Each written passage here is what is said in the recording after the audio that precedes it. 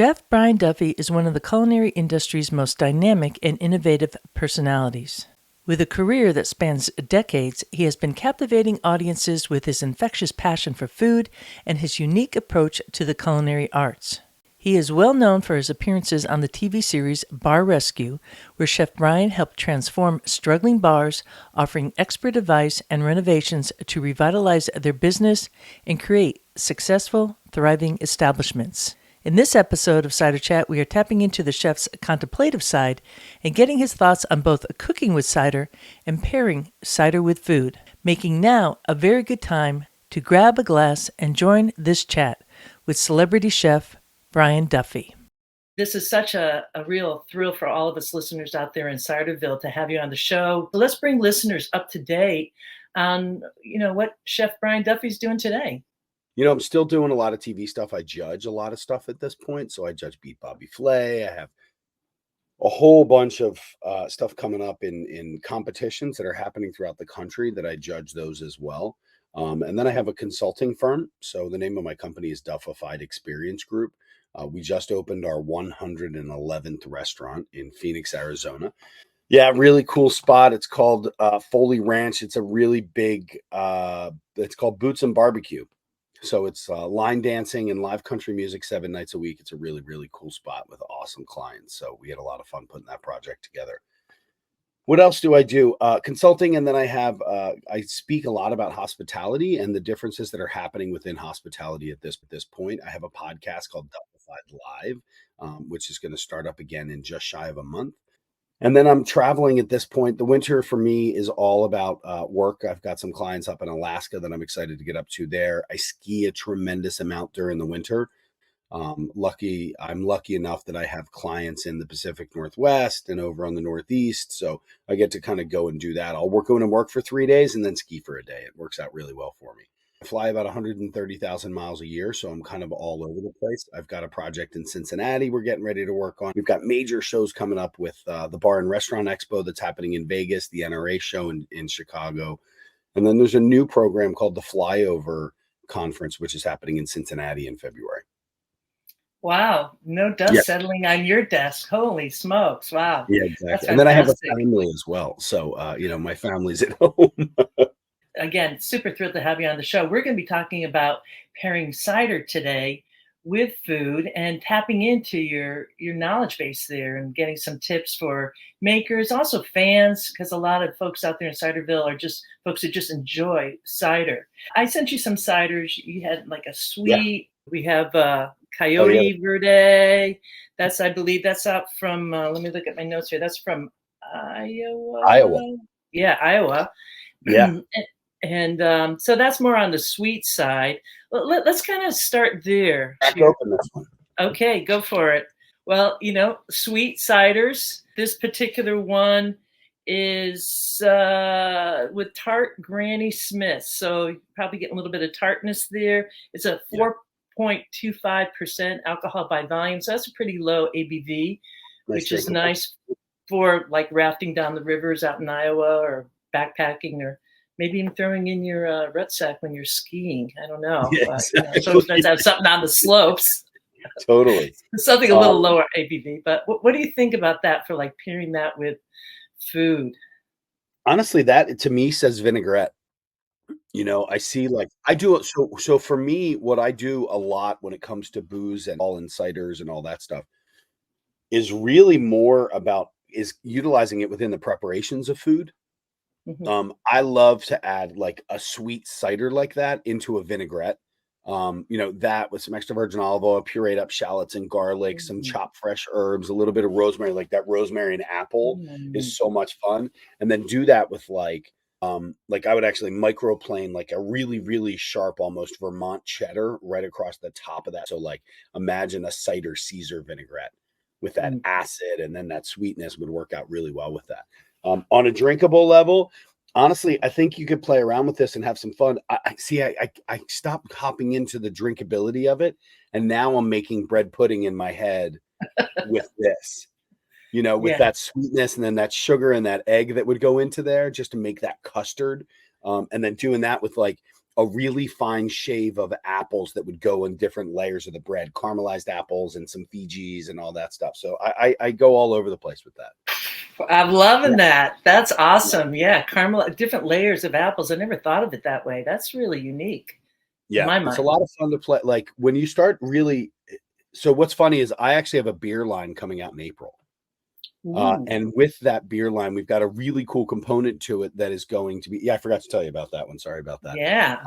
One Say of the things more. about that is we're combining a tremendous amount of that with food. Of So course. that's kind of the way that we play around with that. But yeah, I definitely see some really nice sweet notes in here that would be a boatload of fun to marinate stuff in. I mean, imagine wings that would be done in a super sweet way like this, and then toss Yeah. in those wings in like a little bit of cinnamon and some brown sugar on the outside of it and glazing them on a grill. That char and that smoke with that sweetness would be awesome. And there's a reason why you're doing what you're doing. I love it. Well, I'm also a craft beer writer. I've been doing that for longer than I Oh can wow, remember. nice. So, is there a name to the I can't say brand? it yet. We're still in the initial Oh, stages of it. I mean, we're okay. inked on everything. Right now, we are working on um, just all the trademark stuff and Mhm. everything there. So I will make sure that we let you know that what's going Yeah. on. What we're also really seeing is the craft beer industry getting into the cider scene too. There's a lot of breweries that are kind of like dovetailing on that. It makes a lot of sense. It's going to just expand the category at a time that I think it really needs it for Well, both. I also think that in this time frame where so many people have so many issues with gluten, that it's such a great alternative because it is such a multi-layered flavor profile from every single thing. From mead, which I have been a mead fan for a long time. I used to make my Mhm. own mead in one of my Irish restaurants, and I would brine my chicken in my house-made mead. Ooh, Yeah, sweet. so we've like I've been playing around with cooking with booze for years. I actually used to do a lot of work for Miller Coors. They would send me 5 beers and I would send them 25 food recipes. Ooh, So, yeah, yeah, I love it. I I've love it. been doing that for a while. Well, yeah, everybody out there listening right now, I know it's like, wow, just the possibilities just keep on unfolding. And in my Yeah. mind, you're cooking with that Coyote Verde, in that case. But I really find that cider just in the glass paired with food is just amazing. So we're Right. going to kind of move on with that a little bit. We have Okay. another one here. Let's try the this one here is called Grapes in a Great Suitcase, for and this this case. is I saw a that. that's a collaboration between a North Carolina cidery called Botanist and Barrel. And then also they sent the grapes up to Massachusetts to work with Artifact Project. And Nice. so we have like local, I'm based in Massachusetts, so we have local apples and with some North Carolina grapes. And this is Wow. more like we call a co-ferment, which we're seeing a lot, both in cider and beer. Yeah, that's those grapes are really nice. I like that. Yeah. Yeah, it's not saying Another here. 6.9% ABV on that one. Yeah. Uh, Pretty quaffable, not as high as wine. That like lower ABV, very easy to drink. Oh, that's good. I like that. I like that grapiness that come through on the back end is really nice. It's still very cider forward in the Yeah, way that which that you comes want. out, but that Yeah. grape really adds a nice little sweetness to it. So, um, I'm trying to think how would I go? What direction would I even go with that? I mean, I think more of a heavier fish, like more of a steak type fish, like a swordfish type thing, or something to that effect, with a really nice grill on it, and then that on the side. I would love to do almost like a miso glaze on that soy and have that really sharp richness and that miso be cut by a lot of that grapey kind of background that has. So, Mhm. and then again, that's an easy vinaigrette, to go in with something like that, or even a reduction. I mean, think about reducing that down, getting it into almost like a syrup, almost down to sec in a way, and then adding in like a demi-glace to that and breaking up that rich kind of unctuous demi with that sweetness of that grape and that apple. That'd be really good. Mm. Oh my goodness, yeah. Wow. I Yeah. know the salad dressing kind of part is just like perfect. And I'm a big fan of salads. Is there any like particular cheese you would recommend? With the grape one, Yeah. I mean, this could go any direction. So Mm. I'm also a weird guy when it comes to cheeses. I'm not a fan of like flavored cheeses. I guess like I don't need a pecorino with truffles in it. I want Mm. to eat the truffles with the pecorino. I don't want it in my cheese. Mhm. Um, and I know there's a lot of great cheeses out there. I mean, Cahill's makes unbelievable cheeses with their Guinness. They do an elderberry. There's a bunch of really cool cheeses out there that look awesome on a cheese plate, but to me, they just taste like crap. No offense to anybody. For me, I like the natural form of cheese and having that come out. And anytime that I can dig into like a really sharp cheddar cheese makes me very, very happy. I Mm. still think one of the greatest cheeses ever is a Cooper American. That New York white American cheese, that sharp American. I put it on menus all over the place. I've got a lot of bubbles going on right now, just so I can Well, you maybe some burping. Um, you're definitely an East Coast guy with those like cheddars, I think. I mean, although they're universal, yeah, it's like East to West Coast, but a cheddar goes really well with cider. I mean, and and cheddar and, does and really, wine. really well. I mean, one of my favorite things, like you want to have a great date, go to a farmer's market, grab yourself some apples and some cheese, grab a knife, and get it. I keep a cutting board and a knife in my car all the time. It's just something Mhm, that I do. mhm. And I mean, it's a great date. Go sit in Valley Forge Park and sit down with your super hot girlfriend or whatever you want, and sit back and cut apples and lay in the grass. Um, Yeah. I'm a huge fan of mixing that, like that. I love a cheese plate as a dessert. Yeah. You know what I mean? Imagine Mhm. even kind of going in if you were able to work out like something super cool with desserts, and adding these into a dessert plate. It's almost like that aperitif that you're going to get, or that final product that you're going to have that's going to sweeten up your meal, sweeten up your palate. Serve this with a big fat chunk of cheese and some good bread, and you're good to Wow. go. A couple pieces of fruit on the side, Yeah. honeycomb, a little bit of mustard to add some Mm, acid into that. Like that mm. could go so far with just doing ciders. I mean, imagine doing cider. Here we go. Now I'm going to All just right. keep. Let it You know, roll. cider flights. Like I was a part owner of a restaurant that we had, and we partnered with a brewery. And one of my favorite things to do was every single week we would take the beers that we had, and we would create, not only would you get 5 beers in a flight, you would also get 5 different components that would be food that would be paired with that. So your tray had 5 beers on it, and in front of each beer was the bite that you were supposed to have with that. Mhm.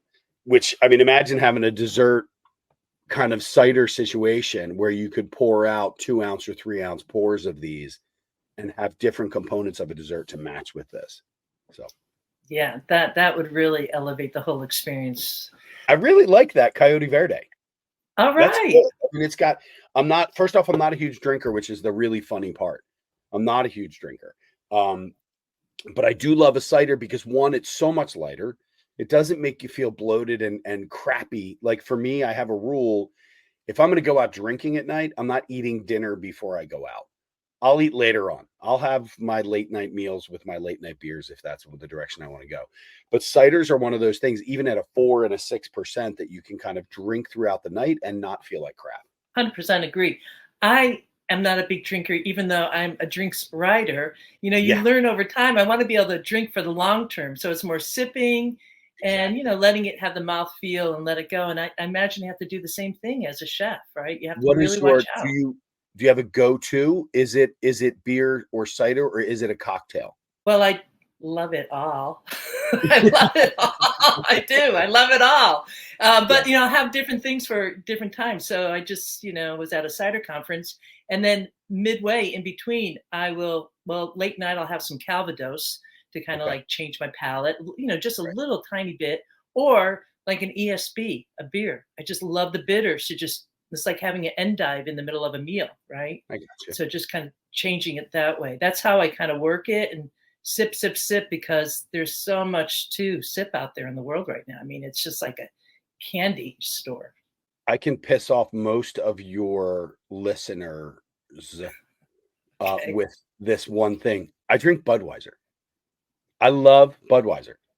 I have my entire life. I've never been like an IPA guy or like a really bitter or getting into any of that stuff. I've always just loved a Budweiser. And Budweiser to me denotes when you're done mowing the lawn, or if you're at a football game and you need to throw some back or something like that. Like that's what that memory is for me. Whereas cider brings me into literally cider brings me into a culinary world. Mm. I think of more of cider.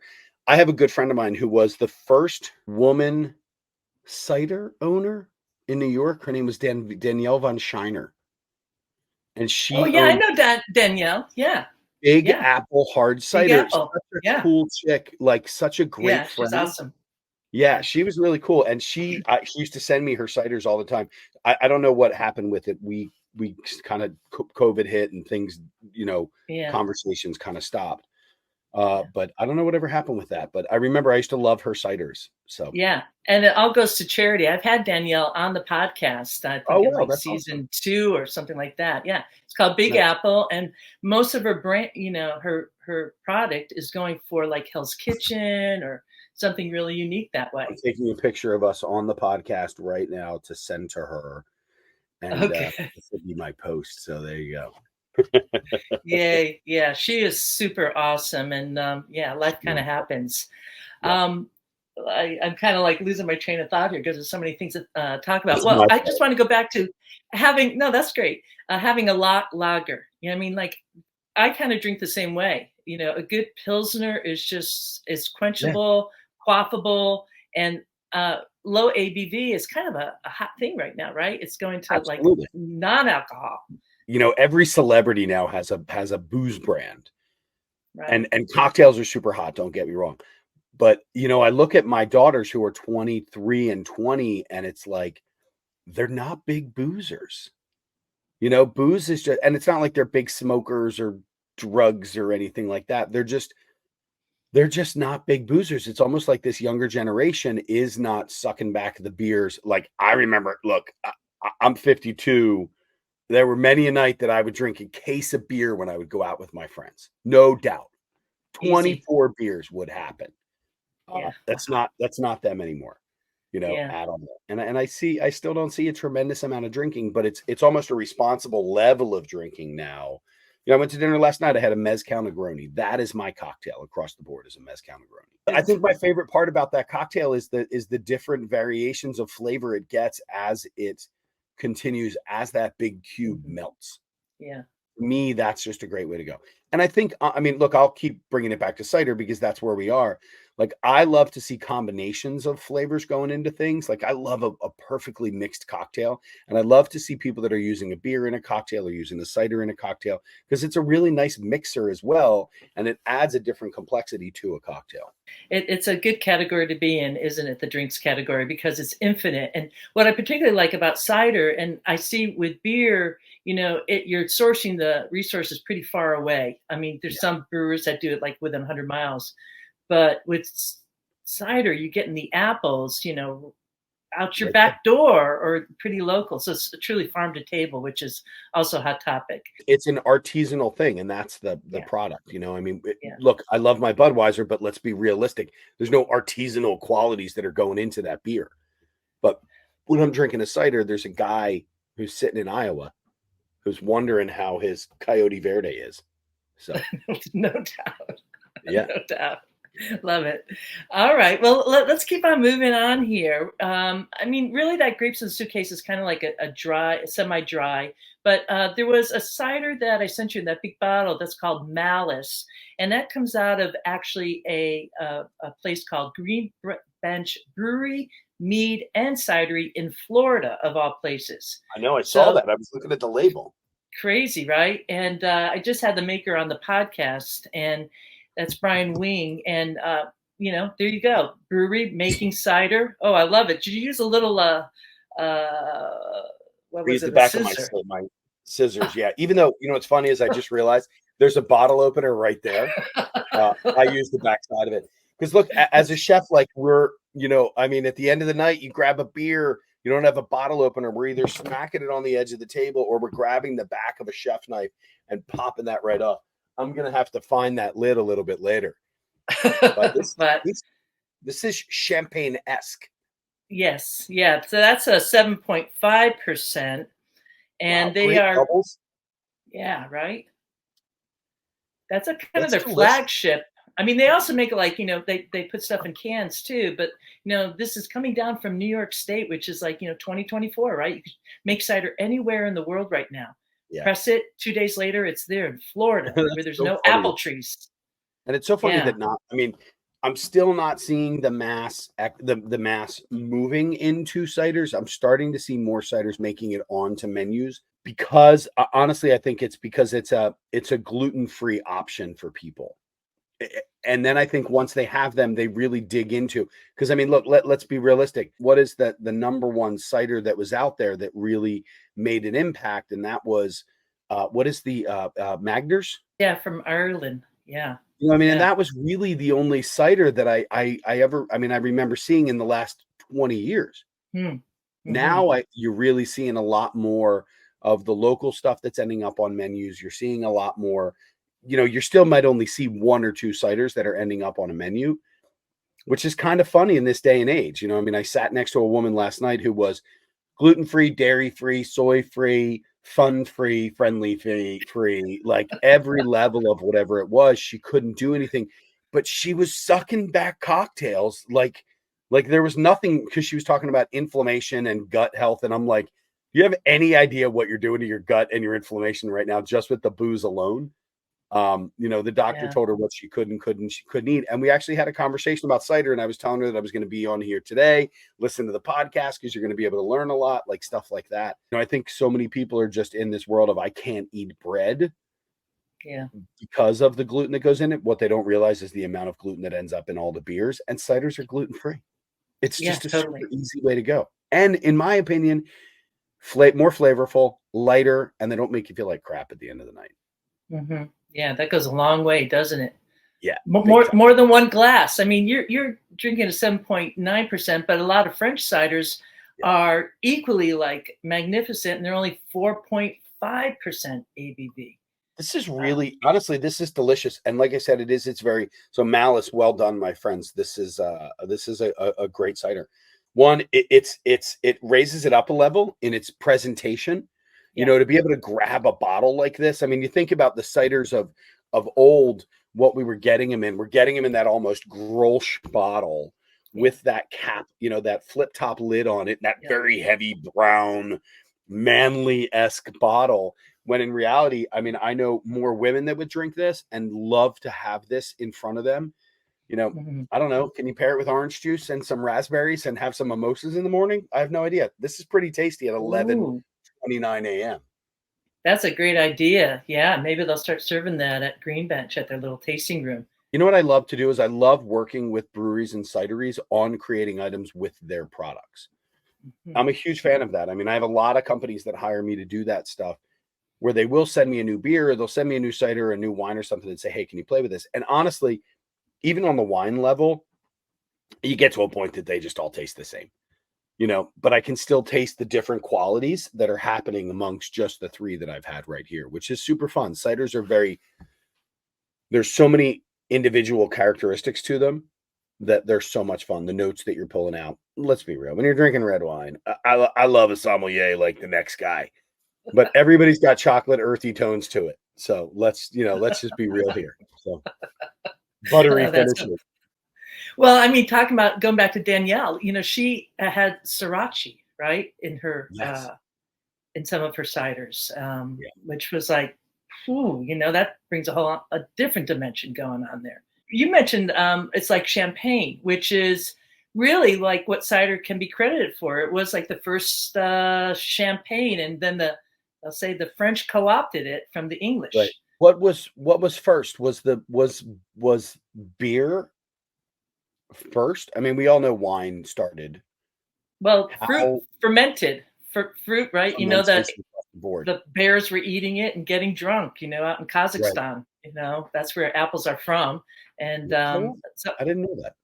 yeah, yeah. The wild apple forest of Kazakhstan is right in the Tianshan mountain region that borders Kazakhstan and China. And they have wild apple forests there Oh that my are god, like that's old amazing. growth. Yeah, and actually it's a different variety of apple. It's Malus sieversii, and we have, like in the U.S., Malus domestica. Right. So that's the name on that cider, right? It's called Malice. So they're, playing off Oh of my that. god, I didn't even realize that. Oh, that's super cool. I love learning stuff. I'll tell you that right off the bat, Rhea. Yeah, you're gonna kind of where you're going, and I'm hoping that we're encouraging you to look a little bit more at cider. And I think you're going to see it out there in the restaurants. But you know, education like this and hearing somebody like yourself, chef, talking about it is going to help elevate it for sure. So we really appreciate it. And My pleasure. what about pairing with that particular cider? I don't think we This talked is I about mean, that. honestly, what's weird is I kinda see that a little bit with, like, grilled shrimp and, like, a polenta. Like, a really cool Mm, polenta that's got a super rich, kinda cheesy nature to it, yeah. made with a really good stock. Like, a lot of people take polenta, they pour water into it. Like, these are little tips that I use. I make my own stocks, so I'll always have them. So, like, after I smoke meats, I actually lay my meats in a tray so that any of the juice that comes out of it or any of that beautiful, beautiful gelatin that comes out, like when you pick up chicken off of a tray after you roasted it and it's been in the refrigerator, there's all that gelatin there, that jiggly goodness that happens.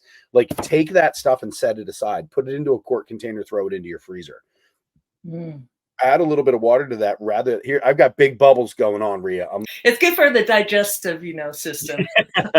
These are the types of things that, like, honestly, when you're making pasta, I mean, heavily salted water, and then that pasta water is so delicious and has so much goodness in it. And then what do? We just pour it down the drain. In so Yeah. many cases. I love to save a little bit of pasta water every now and then. Any of my roasted meats, I'm constantly smoking stuff. That's been the world that I've been living in the Mm, last couple yeah. of years. Yeah. Um, I'm constant like I just smoked a whole bunch of chuck roasts the other day. I went to Aldi. I got these beautiful, beautiful chuck roasts that were inexpensive, that are 6 hours on a smoker. Pull them out, set them on a tray, and all that good gelatin that comes out of there then goes into a quart container that I add a little bit of water to. So now I've got like a smoky stock that I end up playing with. Or if I roast meats and stuff like that, then I always save that stuff. Keep it in Mm. my freezer, and then when I go to make a sauce or something like that, I can incorporate a different flavor to it. So imagine like, I mean, almost like a reduction of that, like a beurre blanc in a way, but being Mm. done with that cider. Your bubbles are going to go away, but the characteristics of that cider are still going to remain the same, the way that they are. But imagine kind of reducing that down and mounting that with that heavy, that beautiful richness of that butter and making that beurre blanc in that way. That would be beautiful over any form of a great whitefish or salmon or something like that. By the way, my friends, stop eating tilapia. Just eliminate it from your diet. It's such a horrible fish. I feel bad for it.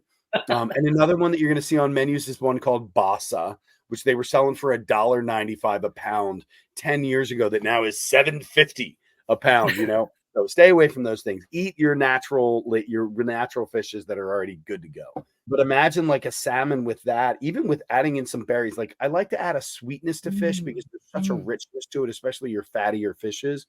So I mean, think about a blackberry, like reducing down a blackberry within the malice itself, and then turning that into a beurre blanc that could go on the base of a plate. That with like a little bit of a charred vegetable that would happen, and then a really nice like seared piece of fish. That beautiful Maillard, that caramelization that would happen on the outside of that fish, just with Yeah. salt and pepper, and then that beurre blanc underneath of it would be delicious. As I'm going to swig away on one more. I just like hearing the word for blanc. Oh, it's such a great sauce. It's such a classic sauce. It's got, I mean, it's literally, it's butter and white wine is the typical way of making that. Just think about those beautiful fresh cherries. Pull that pit out and do a nice slice across the top of them. You get two halves that end up there. Just saute that down a little bit with your garlic and shallots. Then add in, that cider and reduce that down and just mount the hell out of that with a boatload of butter. And you're gonna make a beautiful sauce. Yeah, can't go wrong with a boatload of butter too, right? Right. So, I know exactly. hey, I wanted to ask you, is there one go-to meat that you typically are reaching for, or is it the whole 9 yards? It's such a great question. I mean, in my house, I've got a lot of women living in my house. We do a lot of chicken around here. Honestly, we do a lot more pasta than really any protein that comes Oh, out. We do a lot of pasta in my house. For me personally, look, I'm a pork guy and I'm a beef guy. I do a Mm. tremendous amount with pork and beef. I actually right now have some pork downstairs that I'm getting ready to throw onto. I just got a new sponsor called Pit Boss, and I'm about to throw it on a pellet grill. And I've got some beef short ribs down there, and I've got a beautiful chuck roast that's like 2.5 pounds that I'm gonna rub. But what's funny is I'm actually gonna take some of these ciders today, and I'm gonna make a marinade for the beef, and I'm gonna marinate that beef in the cider, and then I'm going to smoke that this afternoon with a really almost savory sweet, like more of a brown sugary rub on the outside to create a crust. Fantastic. I mean, that's how I, really got to know you was I think it was like during the pandemic. You just put out such great authentic content and that Yes. really draws me in. And then seeing, how you're cooking and how you're talking about it and seeing that you have that new smoker, I'm like, oh wow, like excited to kind of Yeah. follow along. So I really want to encourage everybody to follow you on Instagram, which is Yeah. at Chef Brian Duffy, Duff. just BRI Duffy, right? Chef, Yeah. Totally worth your time. Chefbriuff. Yeah. Chef Bry Duff. Well, let's go on to talking about pH because Okay. this is something that kind of interests me. And I'm just kind of curious on your side. I know when I'm out drinking a lot, like sometimes I feel like I almost get a buzz to my body because Yeah. there's beer and then there's acid. And a lot of bars are serving really high acid food. Yeah. So is that something that bars pay attention to and Yeah. what to do about that if you want to balance that?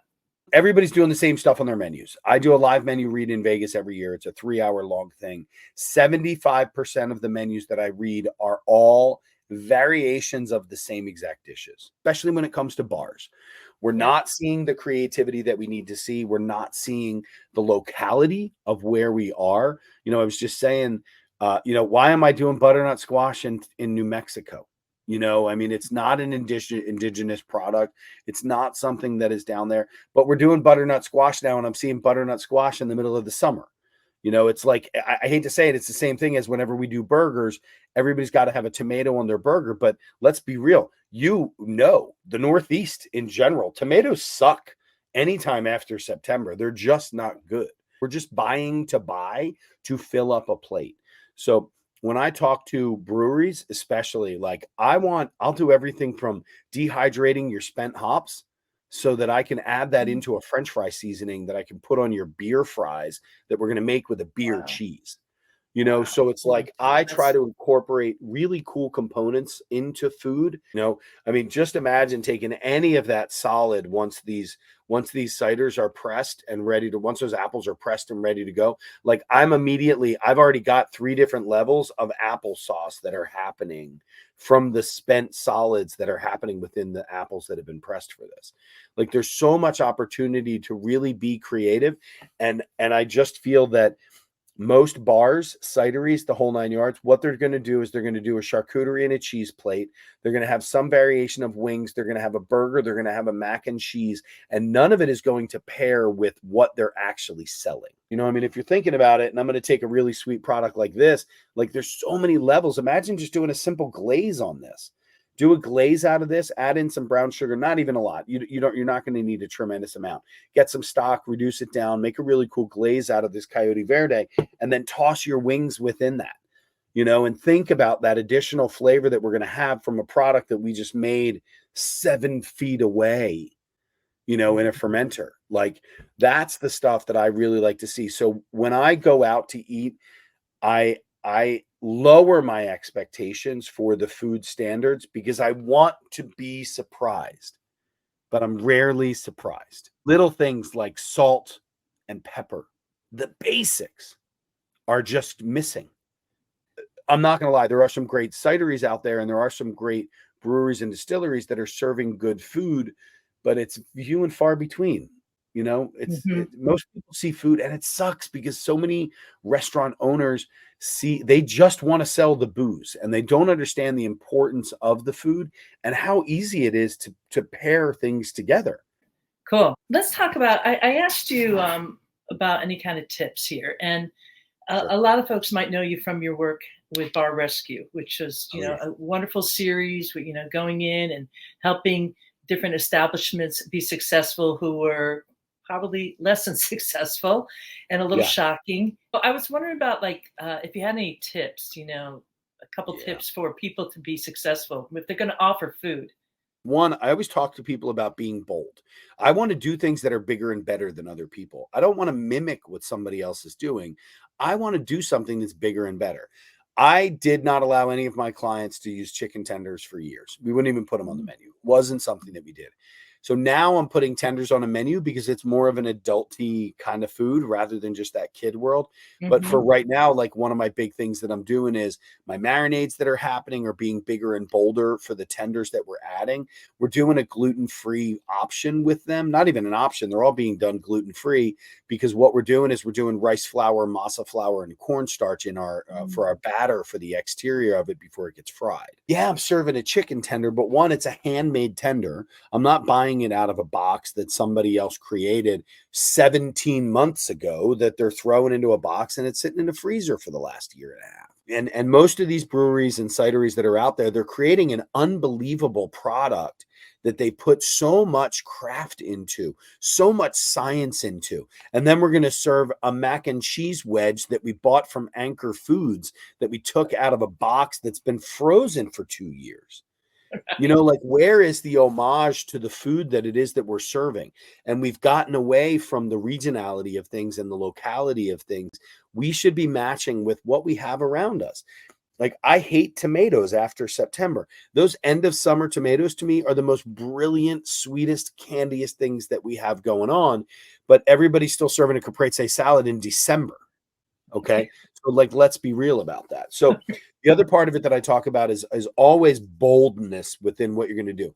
I want to taste. When I develop a menu, my goal is to have at least one best of item in every single city, no matter what it is. Whether it be wings, whether it be a burger, whether it be the French fries. I really don't care what it is.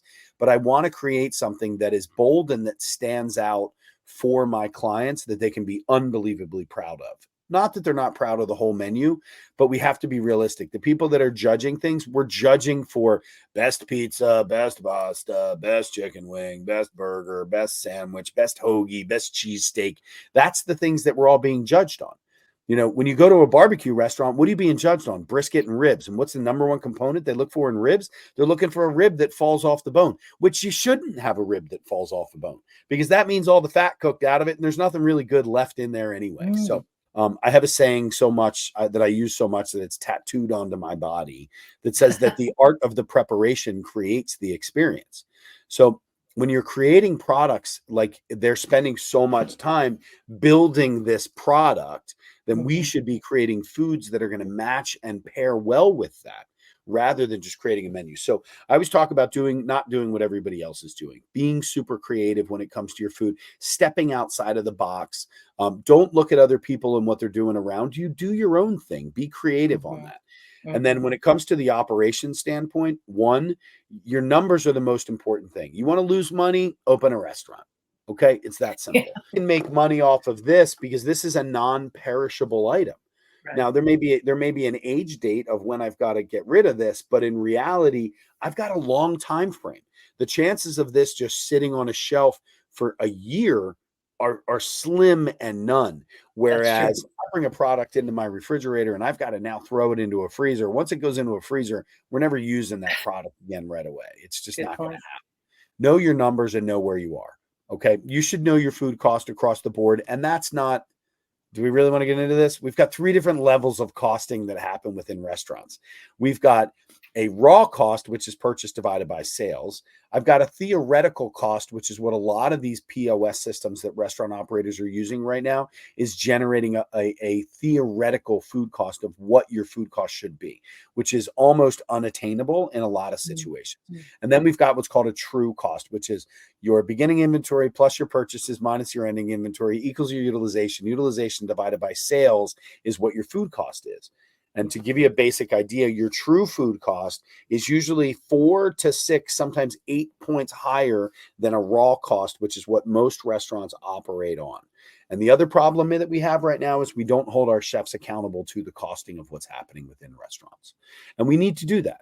Too many of our chefs have graduated from culinary school or watched too much TV, and they're coming out and they're not financially driven chefs, which you have to be. This is show business, my friends, not show friends. My very simple motto is I would rather have 25 items on a menu and excel at those 25 items than have 50 items on a menu and suck half the time. Because I mean, we see that a lot with breweries. They started the brew pub model, kind of went away. We see a couple of them opening now, but not too much. It's more a brewery with food trucks, so that they're not focusing on the restaurant side, because all of a sudden that artist, right, crafting that beer or the cider, now has to spend all this time in the restaurant, and that's just like, that's all their staff. Yeah, it's crazy. That's where you come in to the equation. I want to open up this can here. This is from Oregon. I just had Sean Kelly on the podcast recently in season 8. Yeah, Sean Kelly. This cidery is all native yeast, and a lot of the fruit is foraged. All the other ones, and I'm just going to pour this so folks can kind of see what that looks like.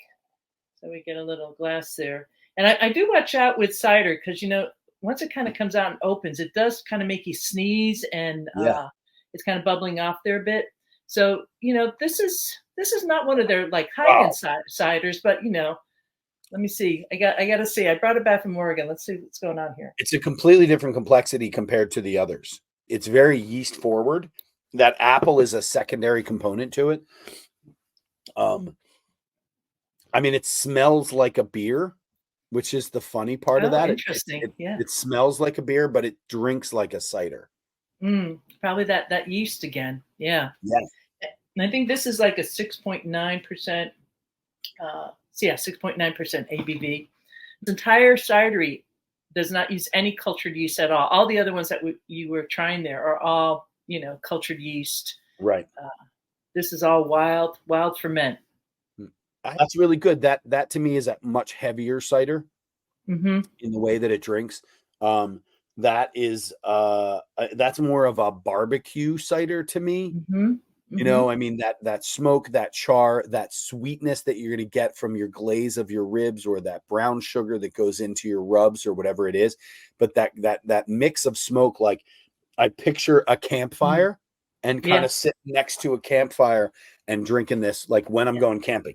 I don't know. Maybe it's because there's, it's Oregon and I see fiddlehead ferns. I don't know if you can see the fiddlehead ferns. That's part of their logo. Yeah. Which is so funny. It's such a time frame reference to what it is that they're serving that's on the front of there. So that's really cool. Not only that, I'm a huge fan of Oregon. I just love that state. It's beautiful. I'll be out there in 3 weeks. So this is in Eugene, Oregon. So if you're down that way at all, it's a pretty eclectic community. But Portland is one of the highest cities in the country for cider. So there's some. We can learn a lot of things from Portland. I mean, not on a political level or anything like that, but there's a lot of amazing things that are happening in Portland beyond what we're reading and seeing on the news. There's a lot of really, really good stuff out there. So unbelievable food that happens in that city. And I love their bars, their dive bars across the board. I mean, it's like, there's just really cool spots out there. I'm a big fan. I love getting into Portland whenever I can and hanging out. So, that's cool. That's cool. Yeah. I mean, I could see doing like a cidery barbecue sauce with that, more adding in a little bit of vinegar to that and kind of coming in with molasses. I see that molasses, that black strap, that rich acidic, because I'm not even though bubbles. Look, if I'm the only guy who's ever burped on this podcast, we have a problem. This podcast is both explicit and burpable. I haven't even cursed yet, which is a wondrous thing for me. I'll just let you know that. What would be great with this is a Texas meat dip. So a meat dip is the combination of tomatoes and the drippings that happen from brisket and all the other stuff. And by creating that and adding in almost a little bit of tomato juice, some water, some stock, some smokiness, I could see throwing in some of this hard cider in there. And especially with that really yeasty quality that it has, that would be unbelievable. And the idea of a meat dip is that you're actually taking your brisket and you're dipping it into it, and then you're eating it from there. So the complexity of that going into something would be super fun. because it's Yeah. got a really nice depth to it.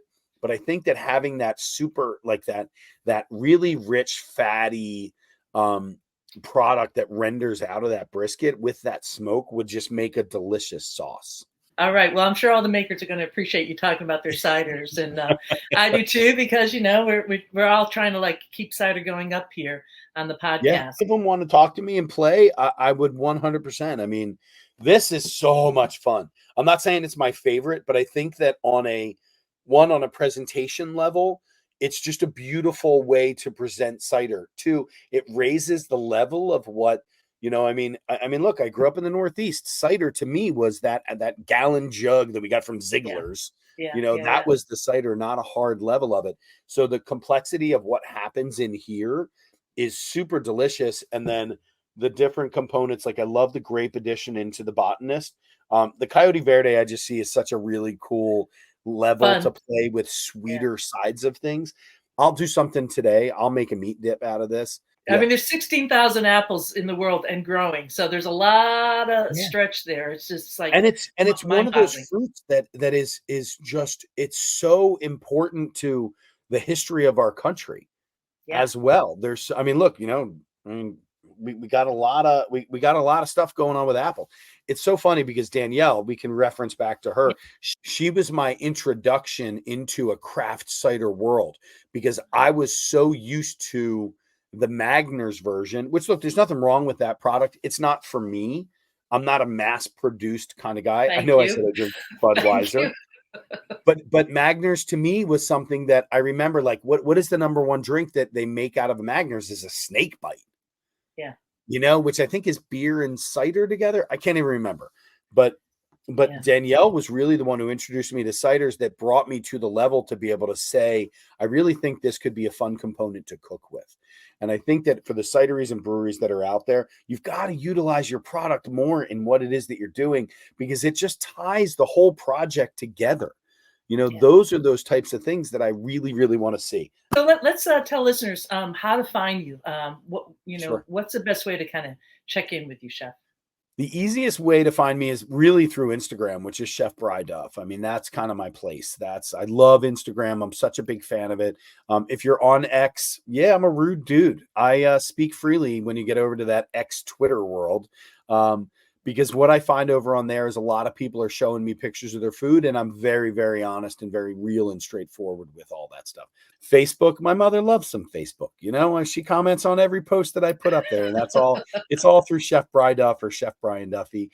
My consulting firm, if you want to reach out, feel free to go to chefbrianduffy.com. That's my website. There's a link at the bottom to reach directly out to us. That's my assistant. And we're on the phone almost every single day with people, whether it just be a quick menu consultation that we'll do in a 30-minute period. We've got an hour-long or a 2-hour-long consultation that we do. If you guys are interested in going out to the Bar and Restaurant Expo, which is in Vegas, it goes March 18 to 20. It is an absolutely brilliant show that happens. We have such an unbelievable educational track. Go to that website.